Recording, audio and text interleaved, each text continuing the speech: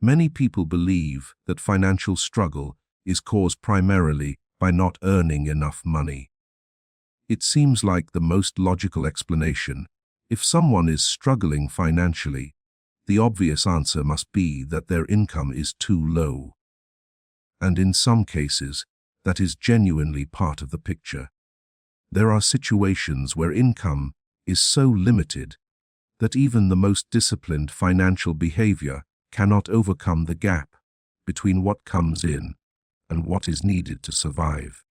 But income alone rarely explains the full picture, and this is where the conversation about money begins to reveal something that most people do not expect. There are individuals who earn modest incomes yet slowly, steadily, over the course of years, build a degree of financial stability that provides them with options, with breathing room, with a cushion against the unexpected. They are not wealthy by any dramatic standard, but they are not trapped. They are not living in a constant state of financial anxiety. They have managed to create something that holds. And then there are individuals who earn significantly more, sometimes 2 or 3 times more, who remain stuck in cycles of financial stress. They earn more, but they spend more. They receive raises, but the raises disappear.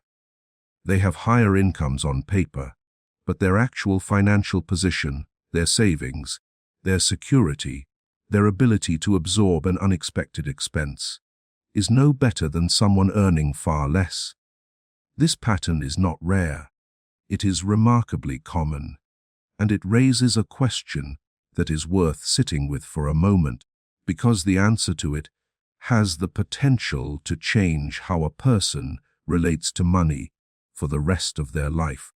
Why do some people steadily improve their financial position over time, while others remain stuck in the same situation year after year, regardless of how much they earn?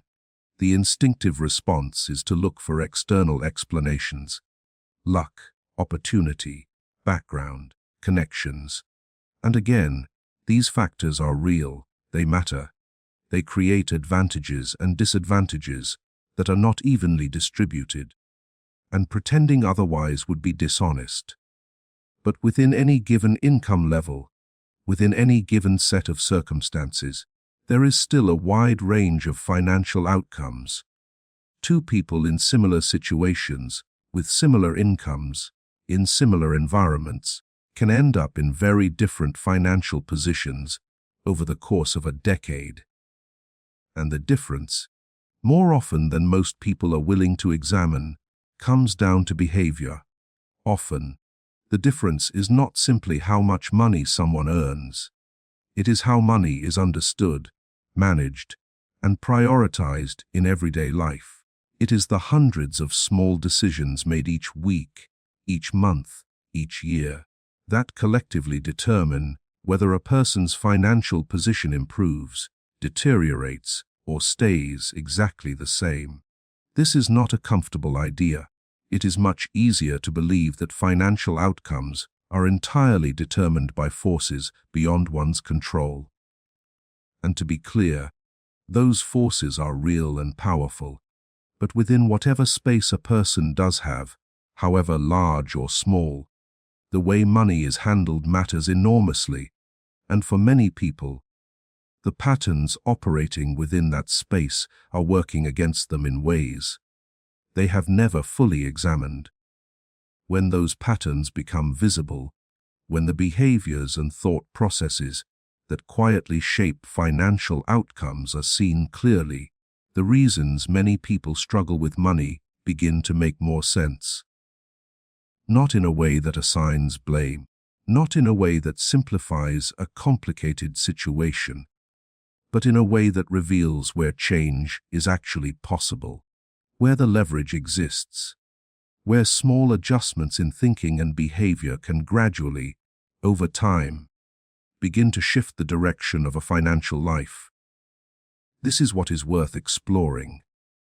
Not dramatic strategies for sudden wealth, not promises of quick financial transformation, but a careful, honest look at the patterns that keep people financially stuck and the quiet shifts that can begin to change the trajectory. One of the most common patterns is a near-exclusive focus on earning rather than managing money. This seems counterintuitive at first. Earning money is obviously important. Without income, there is nothing to manage, and so it makes sense that most people direct the majority of their financial attention toward their income. How to earn more, how to get a raise, how to find a better paying position, how to increase the number at the top of the equation. But here is what often happens. A person focuses intensely on earning more, and they succeed. Their income increases, maybe gradually, maybe significantly, but the increase does not produce the expected result. The financial pressure does not decrease. The savings do not grow. The sense of being behind, of not having enough, of living on the edge, does not go away. It simply recalibrates to the new income level. This happens because the other side of the equation, how money leaves, has not received the same attention. The earning increased, but so did the spending.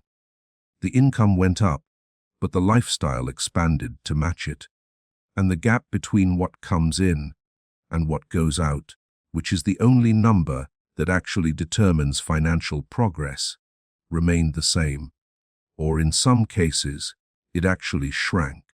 This is not because the person is irresponsible or foolish.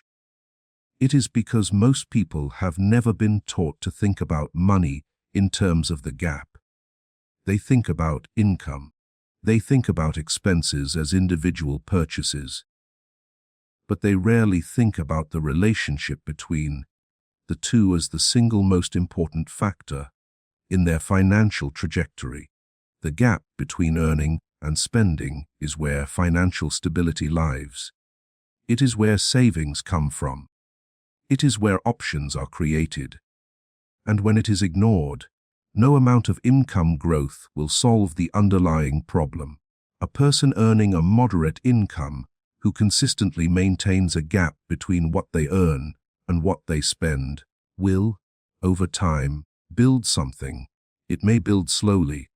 It may not be impressive year by year, but it accumulates, and over a decade or two, that accumulation creates real stability, real options, real breathing room.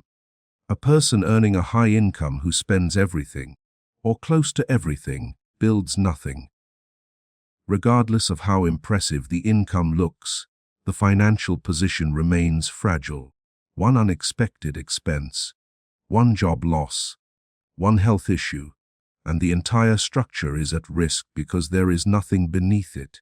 No cushion, no reserve, no accumulated result of years of discipline. The focus on earning is not wrong, but it is incomplete.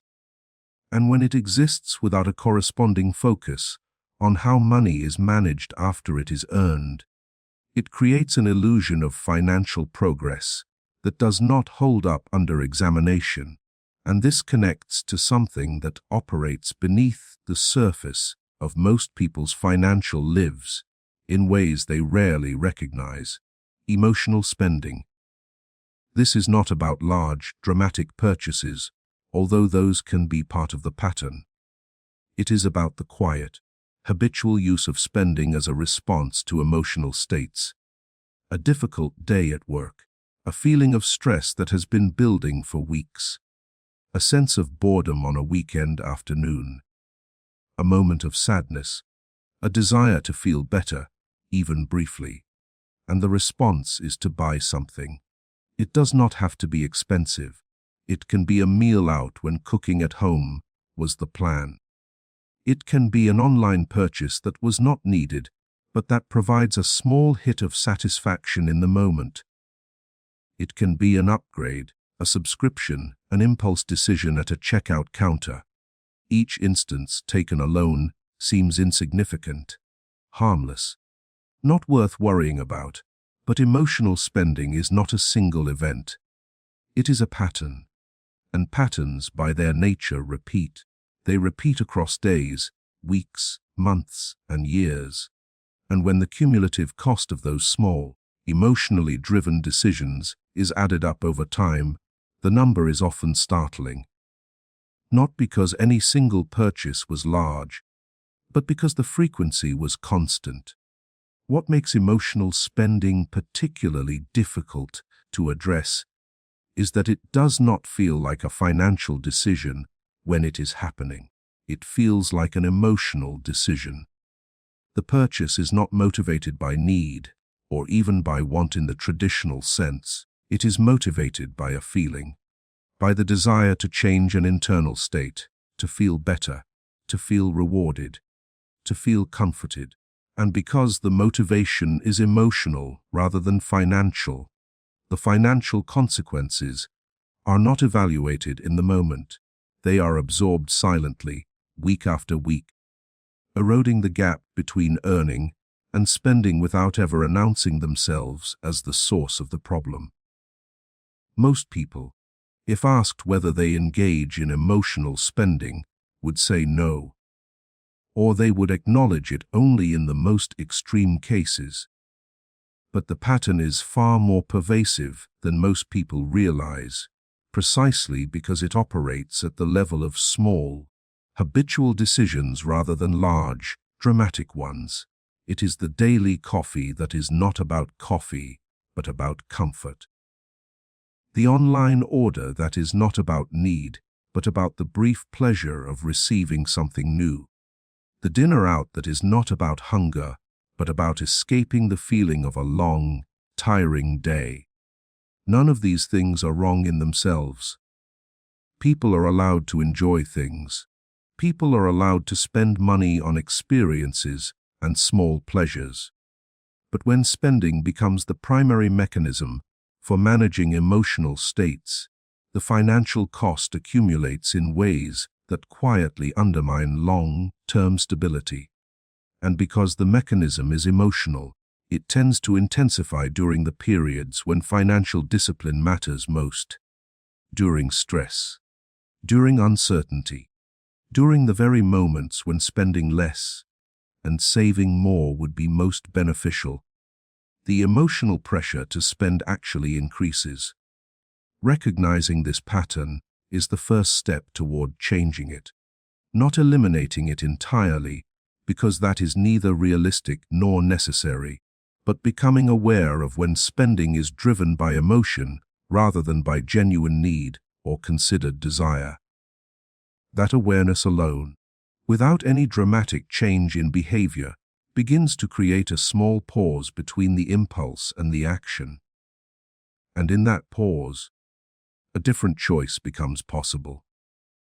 There is another pattern that reinforces the cycle of financial struggle, and it is perhaps the most fundamental one. Short-term thinking. Most financial decisions that keep people stuck are not bad decisions in the moment. They make sense right now. They feel reasonable today. They solve an immediate problem or satisfy an immediate desire. But they do so at the expense of a future that is not yet real enough to compete with the present. This is a deeply human tendency. The present moment is vivid. It is concrete. It is felt. The future is abstract. It is uncertain. It is theoretical. And when a decision must be made between something that offers a concrete benefit right now and something that offers a theoretical benefit later, the present almost always wins. Not because the person is incapable of understanding the future consequence, but because the emotional weight of the present is simply heavier than the emotional weight of a future that has not yet arrived. This plays out in financial life constantly. Spending now rather than saving for later. Taking on debt to acquire something immediately rather than waiting until it can be afforded. Choosing the immediate comfort of a purchase over the delayed benefit of having that money available for something more important down the road. In each case, the decision makes sense in the moment. but each decision also pushes the future self into a slightly worse position. And when those decisions are repeated consistently, the cumulative effect is significant. The person who consistently chooses present satisfaction over future stability does not feel like they are making a mistake at any given moment. Each individual decision feels small, manageable, justifiable, but the pattern creates a trajectory, and that trajectory, maintained over years, leads to a financial position that feels surprising when it is finally examined. How did I end up here? The answer is not one decision. It is hundreds of them, thousands of them, all small, all reasonable in isolation, all pointing in the same direction. And this is where the concept of delayed gratification becomes relevant, not as an abstract virtue to be admired, but as a practical skill that directly influences financial outcomes. Delayed gratification is simply the ability to tolerate a gap between wanting something and having it. To sit with the discomfort of not satisfying an immediate desire in exchange for a better outcome later. This ability varies enormously from person to person, and it is not fixed. It can be developed. Like any other capacity, it strengthens with practice and weakens with neglect. A person who consistently chooses immediate satisfaction trains themselves to need it. The tolerance for waiting decreases. The discomfort of not having what is wanted right now becomes harder and harder to bear, and the result is a financial life that is driven almost entirely by short-term impulses. A person who practices delaying gratification, even in small ways, builds tolerance over time. The ability to wait becomes easier. The discomfort of not having something immediately becomes more manageable, and this creates space for decisions that serve the longer term. Decisions that may not feel rewarding in the moment, but that build something real over time. This is not about deprivation. It is not about denying all pleasure or living a joyless life in service of some future payoff. It is about developing the ability to choose, consciously and deliberately, when to satisfy a desire immediately and when to wait. That choice, exercised consistently, is one of the most powerful tools available for changing financial direction. But another quiet force works against this kind of deliberate choice, and it is so pervasive that most people do not even notice it operating. Lifestyle inflation. This is the tendency for spending to increase automatically whenever income increases. It is not a decision, exactly.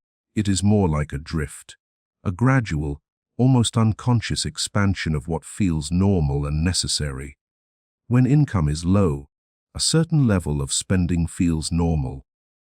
A certain type of housing, a certain kind of car, a certain frequency of eating out, a certain standard of clothing and entertainment. These feel like the baseline, the minimum, and when income increases, the baseline shifts. Not dramatically, not all at once, but steadily. The housing gets a little nicer. The car gets a little newer. The restaurants get a little more frequent. The clothing gets a little more expensive. Each upgrade feels reasonable. Each step up feels earned. And individually, each one probably is reasonable. But collectively, they consume the increase. The income went up by a meaningful amount, but so did the spending. And the gap, the crucial gap between earning and spending, remains the same or narrows. And the person finds themselves in the puzzling situation of earning significantly more than they used to, while feeling no more financially secure. This is one of the most common and least recognized patterns in financial life. It affects people at every income level. It is not limited to high earners, although it is often most visible there. Even someone with a modest income can experience lifestyle inflation. expanding their spending at each small increment of income growth until the growth is fully absorbed. The mechanism behind it is partly social and partly psychological. Socially, increased income creates new reference groups, new peers, new standards of comparison. What was once a luxury becomes a norm. What was once aspirational becomes expected, and spending adjusts to match the new social context. Psychologically, there is a deep tendency to convert increased resources into increased comfort rather than increased security. Comfort is felt immediately. Security is abstract, and so the natural pull is toward comfort, toward upgrading the daily experience of life, toward making things a little nicer, a little easier, a little more pleasant. And each of these upgrades, small as it may be, represents a choice to consume the increase rather than save it. The person who manages to resist lifestyle inflation, even partially, is in a qualitatively different position. They earn more, but they do not spend proportionally more. The gap between earning and spending widens as income increases, rather than staying the same, and that widening gap, directed toward savings, toward debt reduction, toward building reserves, creates financial momentum that compounds over time. This does not require living like a person still earning the lower income. It does not require refusing all upgrades or denying all improvement in lifestyle. It simply requires awareness. The awareness that income increases do not have to be fully consumed, that a portion of each increase can be directed toward the future rather than toward the present, and that this direction, maintained consistently, produces results that are disproportionate to the effort involved. And this naturally leads to a distinction that most people never think about clearly, but that shapes their financial lives in profound ways. The distinction between consumption and investment. These words are often used in formal financial contexts, but the underlying concept applies to everyday decisions in ways that are far more practical than they might seem. Consumption is spending that provides immediate value and then disappears. The value is used up in the moment. It does not generate anything further. A meal consumed, an entertainment experienced, a product used and discarded. There is nothing wrong with consumption. It is a necessary and often enjoyable part of life. But it is, by its nature, finite. The money is exchanged for an experience or a product, and then both the money and the value are gone. Investment, broadly understood, is the use of resources in a way that creates future value. Not just financial investment in the formal sense, although that is part of it, but also investment in skills that increase earning capacity, investment in tools or equipment that support productive activity, investment in health that reduces future costs and increases future energy, investment in relationships and networks that create opportunities over time. These uses of resources do not disappear after the moment. They continue to generate value over time, sometimes increasing in value, sometimes compounding. Most people do not consciously evaluate their spending through this lens. They think about whether they can afford something, whether they want it, whether it seems like a good deal, but they do not often ask whether a particular use of money is purely consumptive or whether it has an investment quality. And this lack of distinction means that money flows overwhelmingly toward consumption, simply because consumption is easier, more immediate, and more emotionally satisfying in the moment. A person who begins to notice the difference, who begins to consciously direct even a small portion of their resources toward things that generate future value, rather than things that are consumed immediately, starts to change the trajectory of their financial life. Not quickly, not dramatically, but in a direction that builds on itself over time. This is connected to something else that quietly contributes to financial stagnation. Many people avoid learning how money actually works. Not because they are incapable of understanding, but because the subject feels intimidating, confusing, or simply uninteresting. And so they rely on default behaviors.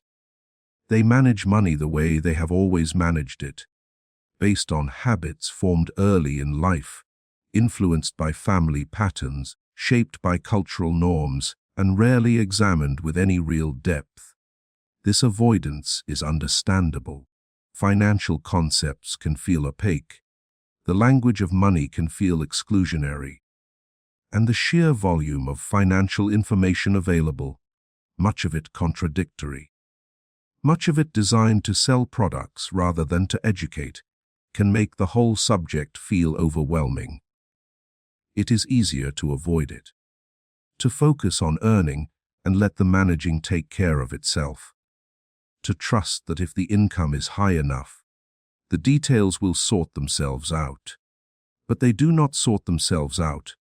Money, like any other system, behaves according to certain patterns, and a person who does not understand those patterns is at a significant disadvantage, regardless of how much they earn. They are more vulnerable to poor decisions, more susceptible to financial products that do not serve their interests, more likely to miss opportunities that could improve their position, and more likely to remain confused about why their financial life does not seem to improve despite their efforts. The kind of financial understanding that makes a practical difference is not complex. It does not require expertise in markets or economics.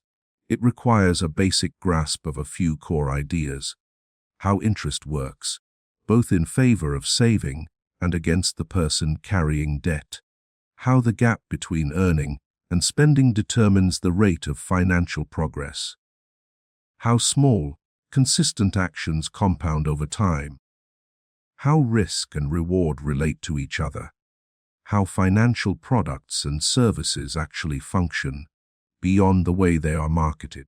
This kind of understanding is accessible. It is available, but it has to be sought. It requires a willingness to engage with a subject that may feel uncomfortable or unfamiliar. And for many people, that willingness is the first real barrier to changing their financial direction. Not lack of income, not lack of opportunity, but the reluctance to learn about the system within which they are operating every single day. There is another behavioral pattern that powerfully influences financial decisions, and it operates almost entirely beneath conscious awareness. Social comparison, the tendency to evaluate one's own financial position, possessions, and lifestyle not in absolute terms, but relative to the people around them. This tendency is deeply ingrained.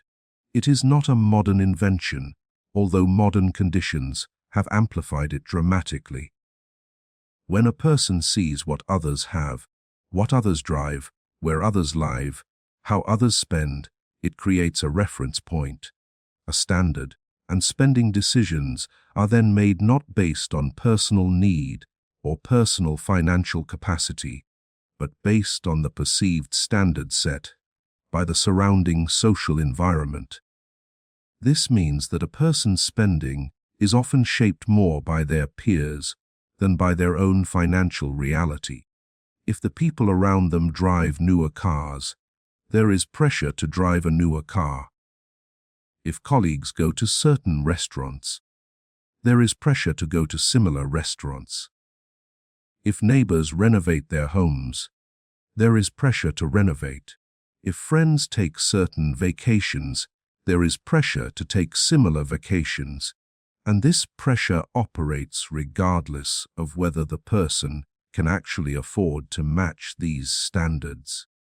The result is spending that is disconnected from financial reality, spending that is driven by the need to maintain a perceived social position, rather than by actual financial capacity, and because the people being compared to may themselves be spending beyond their means. The standard being chased may not even represent genuine financial health. It may represent a collective illusion, a group of people all projecting an image of financial comfort while privately carrying debt, anxiety, and the quiet stress of living beyond what their income actually supports. When social comparison is recognized as an influence on spending, the dynamic begins to shift.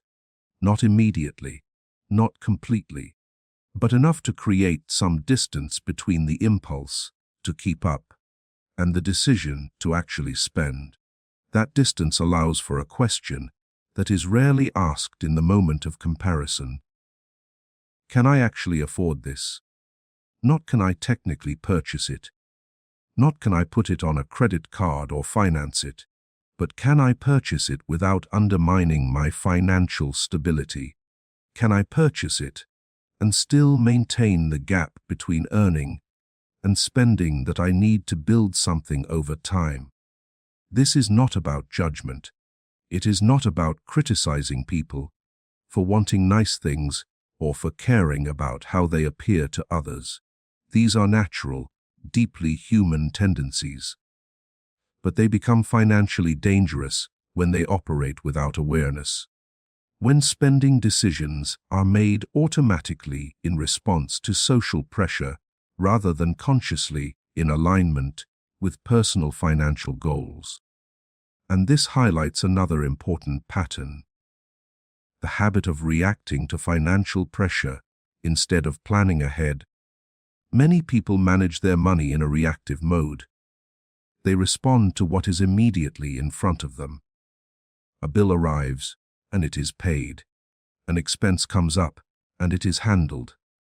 A financial need appears, and resources are scrambled to meet it, but there is no system in place for anticipating these events.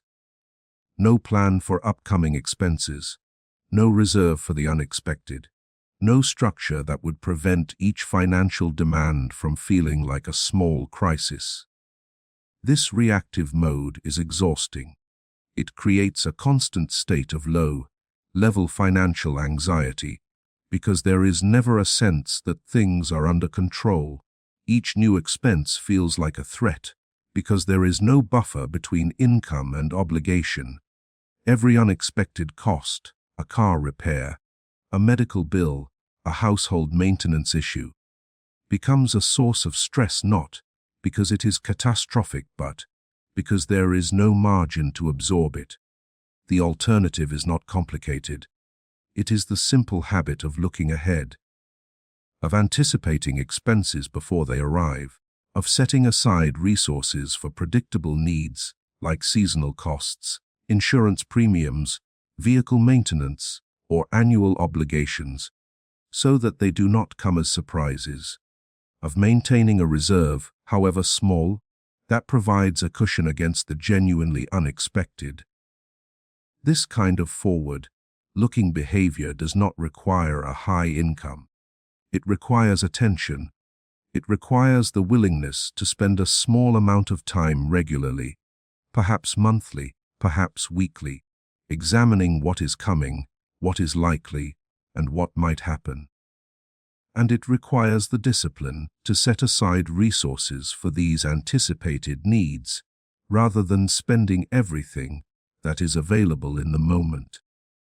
The difference between a reactive financial life and a planned one is not primarily a difference of income. It is a difference of awareness and habit. And the shift from one to the other, while it may feel uncomfortable at first, produces a disproportionate reduction in financial stress. Because when expenses are anticipated, they lose their power to disrupt. When reserves exist, unexpected costs are absorbed without crisis, and the overall experience of financial life shifts from one of constant anxiety to one of relative calm. This connects to how impulsive financial decisions create long-term consequences that are rarely visible at the time the decision is made. Most impulsive financial decisions feel small.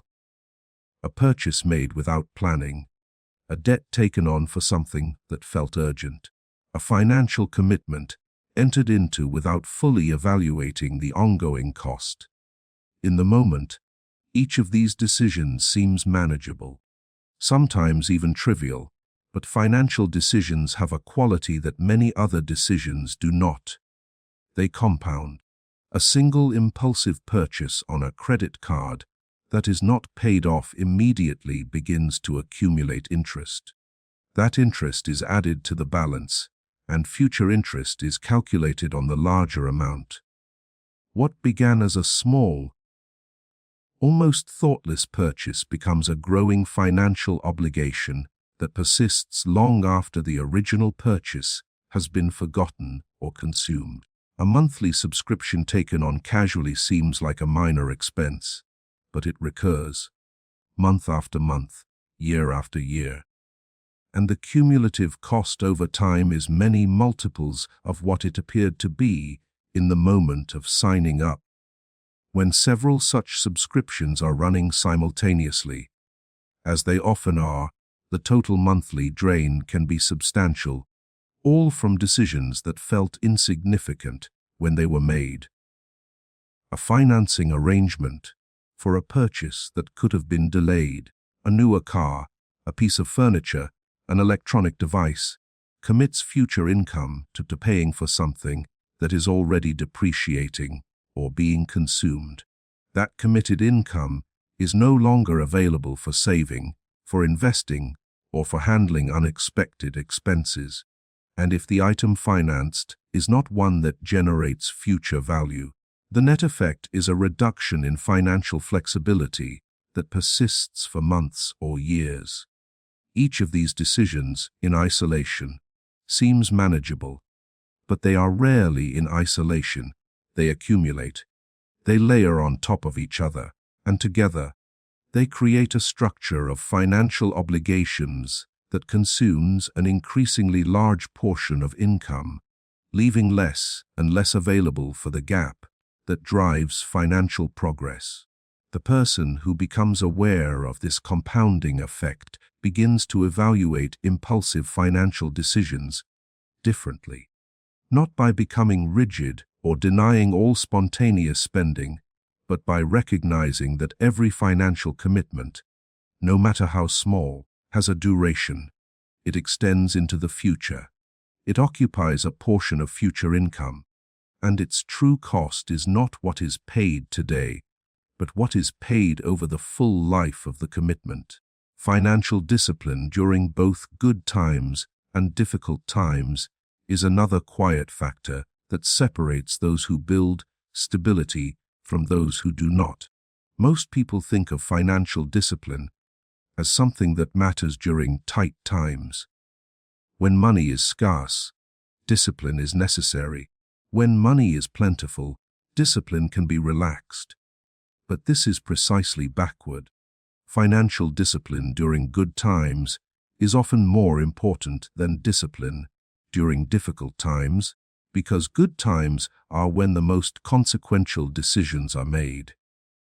When income is high, when bonuses arrive, when business is good, the temptation is to expand, to spend more freely, to make commitments, purchases, and lifestyle changes that assume the good times will continue indefinitely. But good times do not always continue. Income fluctuates. Economic conditions change. Jobs are lost. Businesses encounter difficulties. Health issues arise. And when these changes come, the commitments made during the good times become burdens during the difficult ones. The expanded lifestyle now requires an income that is no longer available. The financial obligations entered into during prosperity now create pressure during scarcity. The person who maintains discipline during good times, who resists the urge to expand spending to match every increase in income, who uses periods of financial ease to build reserves rather than to elevate lifestyle, is in a fundamentally different position when difficulty arrives. They have margin. They have options. They have time to adjust without crisis. And this margin, this buffer, was not created during the difficult period. It was created during the easy one, when it would have been much more pleasant to spend it. This is one of the less intuitive aspects of financial stability. The work of building a strong financial position is largely done during the times when it feels least necessary, when things are going well, when the money is flowing, when discipline feels like deprivation rather than prudence. The person who can maintain that discipline, who can save during abundance rather than only during scarcity, is quietly building something that will prove its value later, perhaps much later. But the value, when it arrives, is real. And this leads naturally to another observation about financial behavior that is worth exploring: the relationship between consistent saving habits and occasional large gains. Many people fantasize about the large gain, the windfall, the sudden influx of money that changes everything, a large bonus, an unexpected inheritance, a winning bet on a business venture. The idea that one big event will solve all financial problems and create the stability that has been missing. And sometimes large gains do happen, but their effect on long-term financial position is often much less dramatic than expected, because the habits that existed before the windfall continue to operate after it arrives. If spending was uncontrolled before the large gain, it tends to remain uncontrolled after it. If there was no system for managing money before the windfall, there is no system for managing it after. And without those systems and habits, even a significant influx of money can be absorbed and dissipated with surprising speed. This is not theoretical. It is observable in the lives of many people who receive unexpected financial gains and find themselves back in the same position within a few years. Not because the gain was too small, but because the behavioral patterns that created the original financial position were never addressed. The gain provided temporary relief. But relief is not the same as change, and without change in the underlying habits, the temporary relief eventually gives way to the same familiar pressure. Consistent saving habits, by contrast, may seem unimpressive in any given month or year. The amounts may be small. The progress may be slow. The gratification is almost entirely absent in the short term. But these habits create something that a windfall cannot. They create a pattern, a direction, a trajectory, and over time the accumulation of consistent, small actions produces results that are surprisingly substantial. Not because any single contribution was large, but because the consistency was maintained. This is where the quiet power of compounding becomes visible, not just in the financial sense of compound interest, although that is part of it, but in the broader sense that consistent behavior in a single direction creates momentum. Each month of saving makes the next month slightly easier, because the reserve is slightly larger. Each year of disciplined spending makes the next year slightly more flexible, because the obligations are slightly fewer. Each decision to invest rather than consume adds to a base that generates its own returns. And this compounding works in both directions. Consistent saving compounds into stability, but consistent overspending compounds into debt. Consistent investment compounds into growing resources, but consistent consumption of resources compounds into depletion. The same principle that can build financial strength over time can also erode it. Depending on the direction of the consistent behavior, Understanding this is important because it reframes the question of financial change. The question is not how to make one big decision that fixes everything. It is how to adjust the direction of dozens of small decisions that are already being made every day. Each of those decisions, adjusted slightly, compounds over time into a different trajectory, not overnight, not in a month, but over years. The cumulative effect is substantial. There is a related distinction that many people struggle with, and it involves the difference between financial comfort and financial stability. These two things are often confused, but they are not the same. Financial comfort is the feeling that things are okay right now, that the bills are paid this month, that there is money in the account today, that the immediate needs are covered. Financial stability is something deeper. It is the condition of being able to absorb unexpected changes without crisis, of having reserves that extend beyond the current month, of having a trajectory that is building something over time rather than merely maintaining the present, of being positioned so that a job loss, a health issue, or an economic downturn does not immediately become a personal financial catastrophe. A person can have financial comfort without financial stability. They can feel fine today while being dangerously exposed to any disruption. They can be current on all obligations while having nothing saved. They can enjoy a pleasant lifestyle while being one paycheck away from crisis. And because comfort feels good, and because stability is invisible until it is needed, many people choose comfort over stability without realizing they are making a choice at all. They spend to the edge of their income because doing so feels comfortable. They do not build reserves because the reserves are not needed today. They do not plan for disruption because disruption is not happening right now. But when disruption does happen, and it eventually does for almost everyone, the absence of stability becomes suddenly and painfully visible. The comfort that was being enjoyed turns out to have been built on nothing, and the financial position that felt secure yesterday is revealed to be fragile in ways that were invisible all along.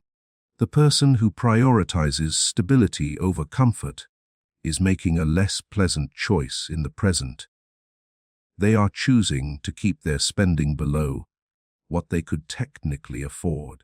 They are choosing to set money aside rather than enjoy it now. They are choosing to build a buffer that may not be needed today, and that certainly does not provide any immediate satisfaction.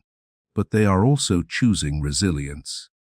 They are choosing to be able to handle what comes next, whatever it is, without the kind of financial crisis that turns a difficult situation into a devastating one. And over time, this resilience actually becomes its own form of comfort. Not the comfort of spending freely, but the comfort of knowing that the ground beneath them is solid, that they can absorb a shock, that they have options when others do not. This is where awareness around everyday financial choices begins to take on real importance, because most financial outcomes are not determined by the big decisions. They are determined by the small ones, the ones that feel too insignificant to examine, the ones that are made on autopilot, out of habit, without conscious evaluation. What to eat and where to eat it. What to buy and when to buy it. How to get from one place to another. What subscriptions to maintain. What level of housing to occupy. What kind of vehicle to drive. What to do on the weekend. How to respond when something breaks. How to handle a social invitation that involves spending. How to deal with the urge to upgrade something that is still perfectly functional. These decisions are made constantly, daily, sometimes multiple times a day. and most people make them without any reference to their financial goals, their financial position, or the cumulative impact of the pattern they are creating. The decisions are made based on habit, on social expectation, on emotional state, on convenience, and each one, individually harmless, contributes to a financial direction that the person may not have consciously chosen. Bringing awareness to these choices does not mean agonizing over every purchase.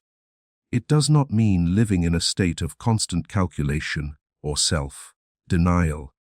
It means pausing occasionally to notice the pattern, to ask whether the default behavior is serving the financial direction that is desired, to recognize when a purchase is being driven by habit or emotion rather than by genuine need or deliberate choice, and to make adjustments, small and sustainable ones, where the pattern is working against the stated goal.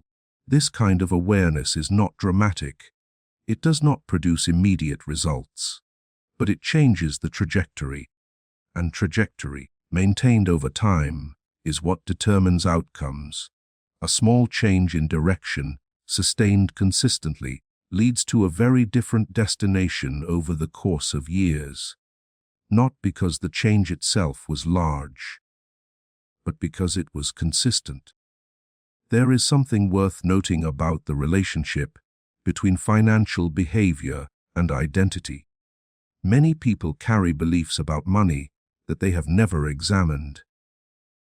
Beliefs about what kind of person they are in relation to money. Beliefs about what is possible for them financially. Beliefs about whether financial improvement is accessible to someone in their position, with their background, with their history. These beliefs often operate as self-fulfilling prophecies. A person who believes they are bad with money tends to make decisions that confirm that belief. Not deliberately, not consciously, but the belief shapes what feels possible, what feels worth trying, and what feels like a realistic expectation. If the core belief is that financial improvement is not available, then the behavior aligns with that belief. Opportunities to save are not taken because saving is not expected to matter. Chances to learn about money are ignored because the subject has already been categorized as inaccessible, and the financial position remains the same, confirming the original belief. This cycle is difficult to break precisely because the evidence seems to support the belief. But the evidence is being generated by the behavior, and the behavior is being shaped by the belief. The cycle is circular, and the only way to interrupt it is to begin acting differently, even slightly, even in ways that seem inconsistent with the established identity, and to observe what happens. This does not require a dramatic change in self-concept. It does not require announcing a new financial identity. It simply requires doing one small thing differently and seeing whether the expected outcome changes. Saving a small amount when the belief says saving is pointless. Learning one new financial concept when the belief says the subject is too complicated. Making one deliberate financial choice when the habit is to make all financial choices on autopilot. These small experiments do not, by themselves, transform a financial life, but they begin to weaken the assumptions that have been holding the existing pattern in place. They create small pieces of evidence that the belief may not be entirely accurate. And over time, as the evidence accumulates, the belief itself begins to shift, not because it was argued away, but because it was quietly contradicted by experience. There is another dimension to financial behavior that is worth examining, and it involves the relationship between financial stress and decision quality. When a person is under financial pressure, the quality of their decisions tends to decline. This is not because they become less intelligent under stress. It is because stress narrows attention. It focuses the mind on the immediate threat and reduces the capacity for longer-term thinking. Under financial stress, the immediate problem dominates. How to pay this bill? How to cover this expense? How to get through this week? And because the immediate problem demands all available mental resources, there is little left for the kind of forward-looking, strategic thinking that builds financial stability over time. The person is so occupied with surviving today that they cannot plan for tomorrow. And so tomorrow arrives with the same problems and the cycle continues. This is not a character flaw. It is a cognitive reality. Stress consumes attention, and attention that is consumed by immediate survival is not available for long-term planning. This is why financial education alone often fails to change financial behavior. Knowing what to do is not the same as being able to do it. When the mind is consumed by the pressure of the current moment, breaking this cycle requires creating even a small amount of margin, a small buffer, a small space between total income and total obligations. That space, however small, reduces the intensity of the immediate pressure. It frees up a small amount of mental capacity for thinking beyond the current week. And it creates the possibility, however slight, of making a decision that serves the future rather than merely surviving the present. This is why the very first financial priority, before any other consideration, is often simply creating margin. Not large amounts, not dramatic savings, just enough space between what comes in and what goes out that the mind is not consumed entirely by immediate survival. That small space is disproportionately valuable because it is the foundation on which all other financial progress is built. And within this broader exploration, it becomes clear that financial change often begins not with a dramatic action, but with a small behavioral shift. A shift in awareness, a shift in habit, a shift in how money is thought about, talked about, and related to on a daily basis. The person who begins to track where their money goes, even roughly, even imperfectly, gains something they did not have before: visibility. They can see the pattern. They can identify where money is leaking.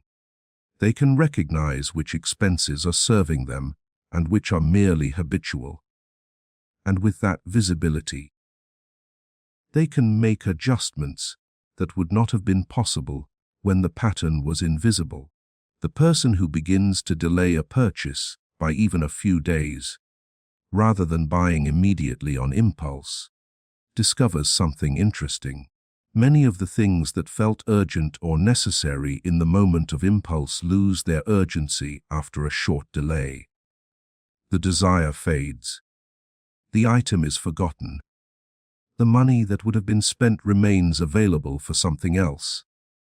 And over time, this simple habit of pausing before purchasing reduces impulsive spending without requiring willpower or self-denial in the traditional sense. The person who begins to have honest conversations about money, whether with a partner, a family member, or simply with themselves, starts to dissolve the secrecy and avoidance that often surround financial behavior. Money is one of the most avoided topics in personal life. Many people would rather discuss almost anything else, and this avoidance allows destructive patterns to persist unchallenged because they are never brought into the light where they can be examined. When financial behavior is examined openly and honestly, without shame and without judgment, the patterns become visible.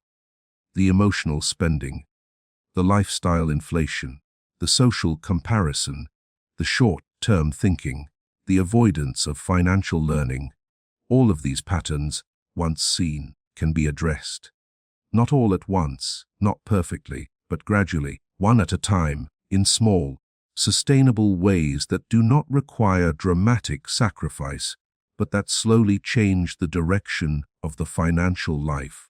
And there is something worth acknowledging about the emotional dimension of this entire process. Money is not just a practical matter, it is deeply emotional.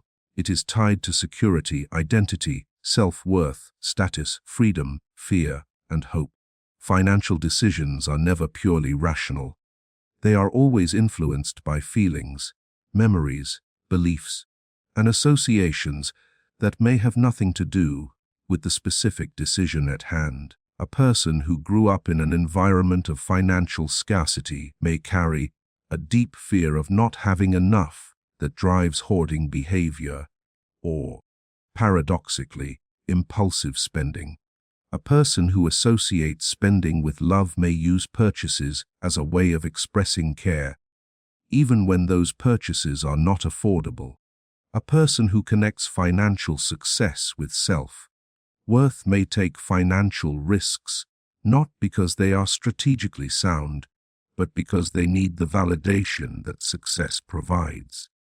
These emotional patterns are powerful. They are often invisible, and they operate beneath the rational surface of financial decision-making, quietly influencing choices in ways that the person may not recognize until much later, if they recognize them at all. Addressing these patterns is not simple. It requires honest self-examination. It requires the willingness to ask difficult questions about why certain financial behaviors feel so necessary, so automatic, so resistant to change. And it requires patience, because patterns that have been forming for years or decades do not change overnight.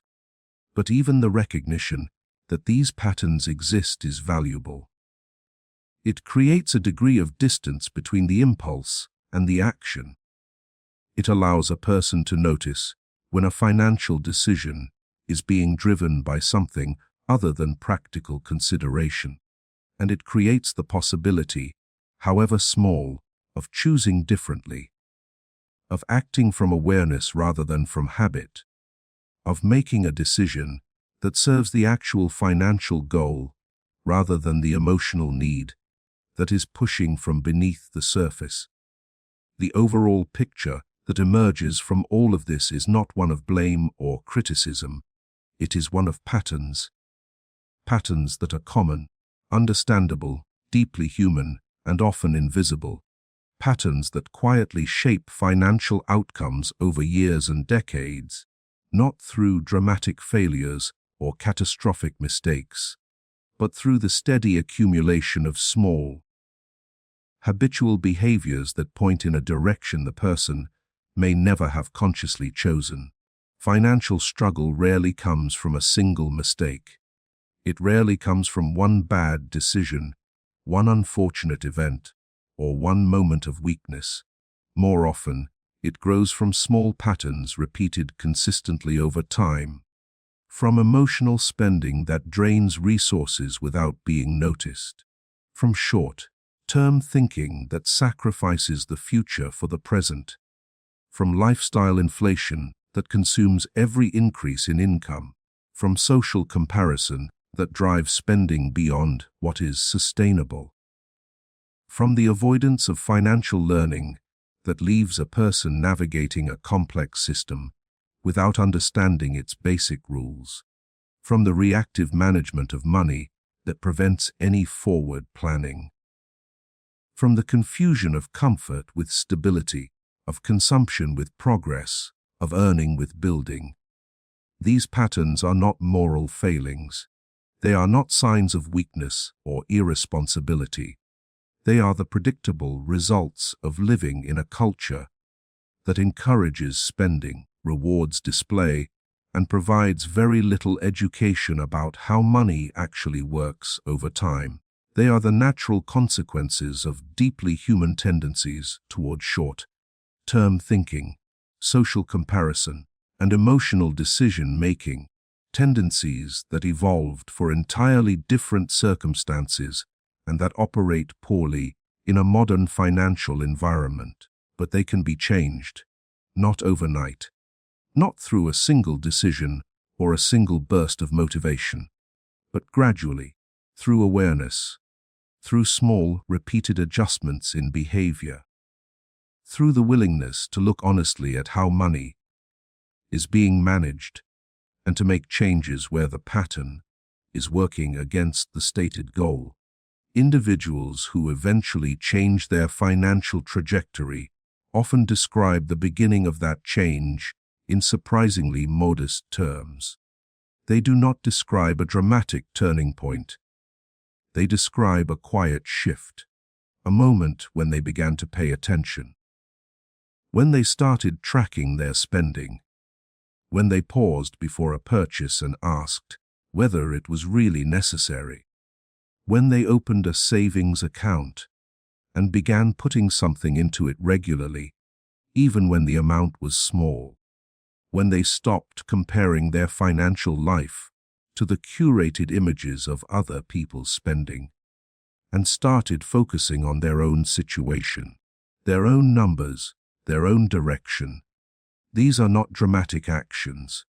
They are not impressive in isolation, but they represent a fundamental change in orientation, a shift from reactive to deliberate, from unconscious to aware, from short-term to longer-term, and that shift in orientation, maintained consistently over time, produces results that the person often finds surprising in retrospect, not because any single action was powerful, but because the direction was sustained.